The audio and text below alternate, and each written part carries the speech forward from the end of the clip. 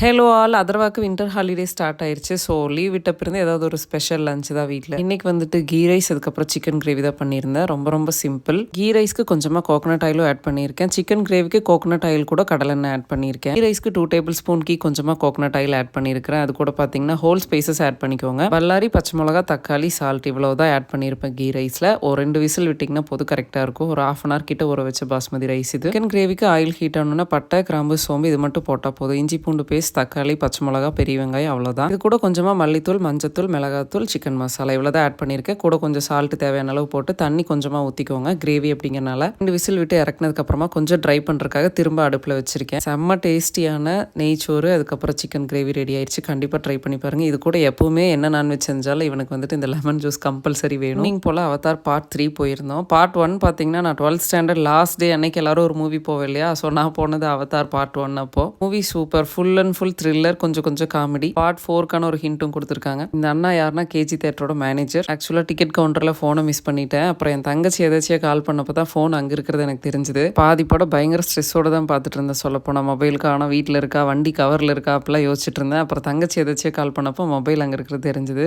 Mobile வாங்கினதுக்கு அப்புறமா மீதி படத்தை என்ஜாய் பண்ணி பார்த்துட்டு அங்கேருந்து கிளம்பியாச்சுங்க.